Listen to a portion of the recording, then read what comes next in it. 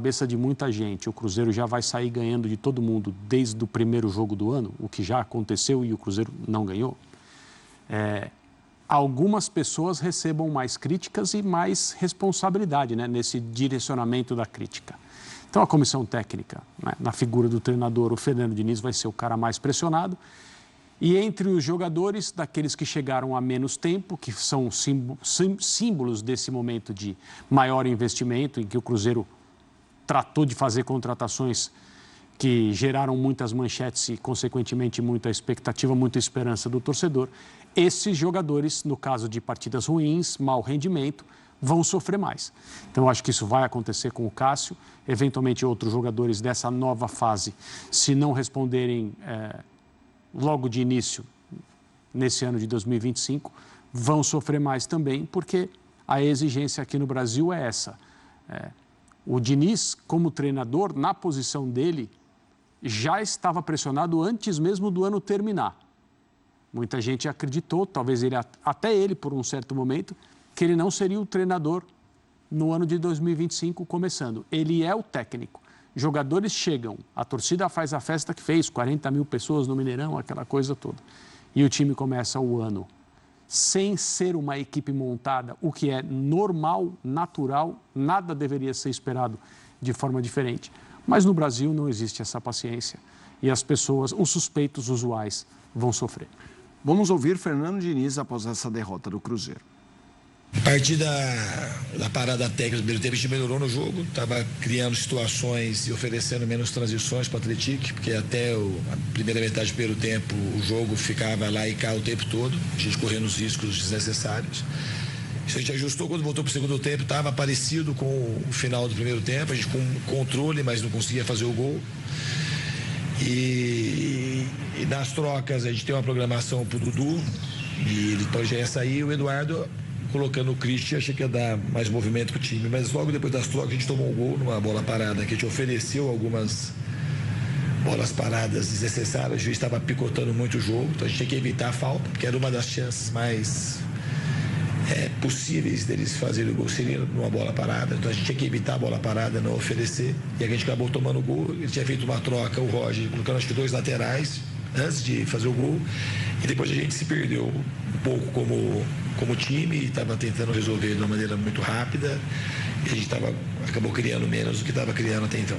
Se não ganhar, não tem convencimento para o torcedor, e o torcedor está no direito dele de vaiar, e é isso, tem que ganhar jogos, ganhar jogo e ganhar campeonato, senão vai ser esse ambiente que teve depois que a gente tomou o gol. Boa noite, Diniz. Matheus Arantes, do Portal Metrópolis. Muito se pede para avaliar o elenco, mas queria que você fizesse uma avaliação pessoal como treinador. O que o Fernando Diniz de 2024 aprendeu que pode levar para 2025? Obrigado. Estou sempre aprendendo. A sua pergunta é difícil de responder, fácil de fazer, né? A gente está sempre aprendendo.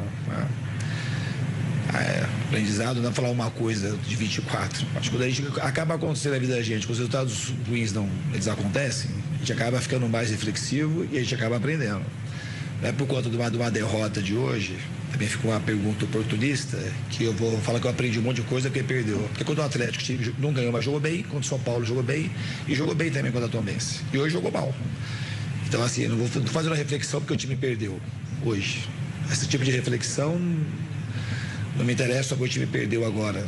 A reflexão do ano passado, a gente está sendo feita, digerindo todas as coisas e procurando melhorar para ajudar o Cruzeiro. Diniz, sobre o planejamento para pelo menos esse início de temporada, não só os 11 iniciais, mas a turma que vai ficar como opção no banco, o que você já pensa para sábado? Vai continuar com o rodízio?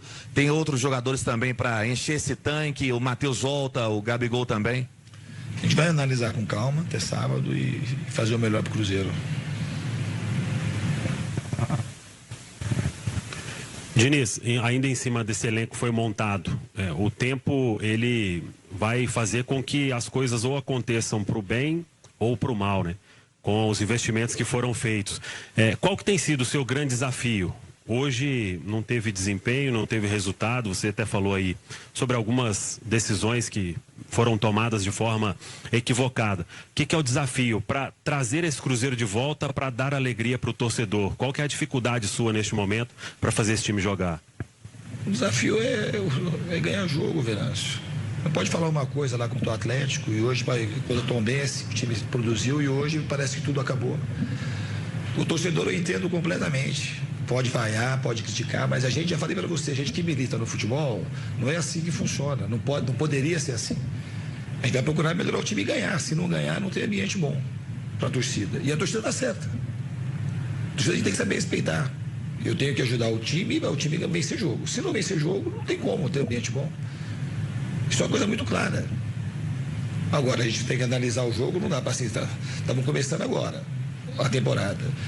E a gente ficar alimentando, tudo bem. Hoje jogou mal o time, reconheci o jogo, não jogou bem, e agora está assim, parece que não começou bem.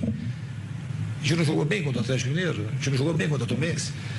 A gente vai ter que jogar bem todos os dias. Então tem que jogar bem todos os dias e ganhar. E não é, no fundo é ganhar. Se tivesse ganho de 1-0, as perguntas seriam outras. A gente sabe como que funciona. Então é isso, o time tem que ganhar, é isso. Vamos lá. A gente falou do Cruzeiro no fim de 2024 como o taxímetro parece que não mudou de um ano para o outro, né? Uma linha contínua de um... A gente já viu isso várias vezes, né? Quando um clube acaba embaixo, um treinador cobrado e ele é mantido.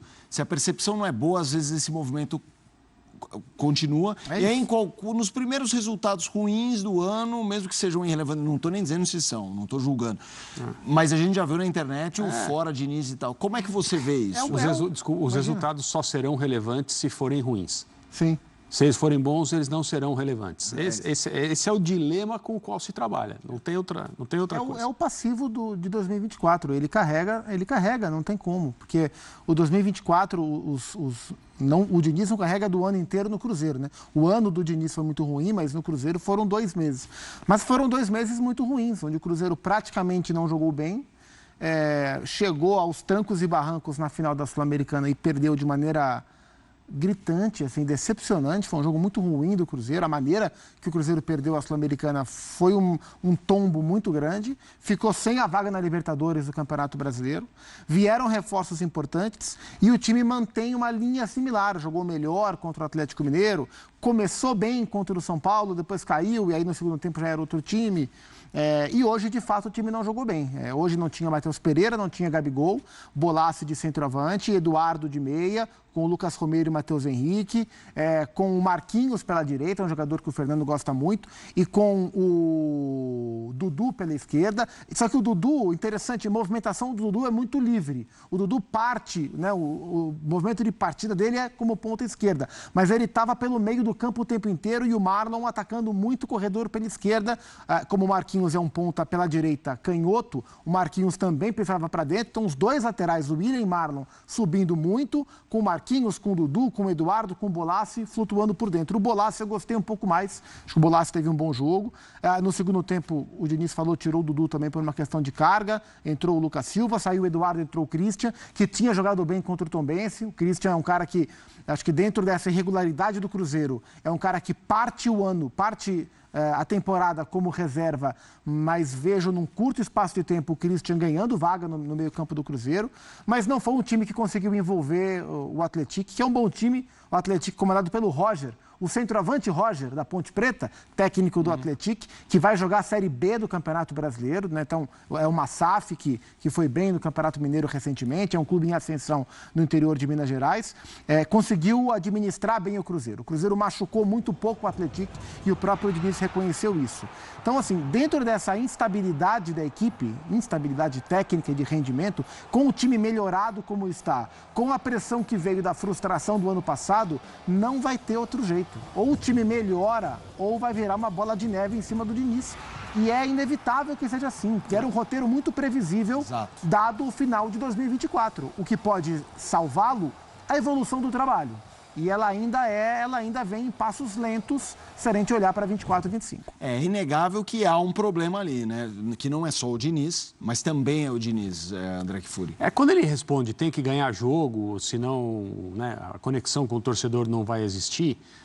Além dele estar expressando uma realidade que é óbvia no futebol, ele está deixando claro mais uma vez que ele sabe que tem uma contagem regressiva em cima do trabalho dele. Que o clima é esse, ou você apresenta resultados quase que imediatamente, ou então vai acontecer algo que não será com o Diniz a primeira vez. Aliás, o Diniz vai, se isso acontecer, né, vai entrar numa fila de outros treinadores que não tiveram suporte, porque tinham um time potencialmente com qualidade para fazer coisas boas e interessantes desde o início, mas a montagem, né, o processo de montagem de equipes, ele nem sempre respeita a vontade das pessoas, seja as que estão trabalhando diretamente, seja as que estão assistindo, torcendo, tem uma relação com aquilo que é muito diferente. São observadores. No caso, muitas vezes, além de observadores, são críticos, né? O futebol é assim. A parte da opinião pública distante da parte de quem coloca a mão na massa e tenta fazer jogadores se transformarem num time. O Diniz sabe muito bem desde o ano passado. E aquilo é uma coisa bem paradoxal também. Se o time dele não fosse potencialmente tão bom por causa dessas contratações, talvez a exigência não fosse tão grande. Com certeza. Mas olha, mas ele como técnico, prefere ter esses jogadores com os quais ele está trabalhando ou olhar para o grupo e falar assim, bom, com quem nós vamos jogar contra o Atlético? Então, é complicado. Ele sabe disso. Ele fala o óbvio porque a realidade está escancarada na frente dele.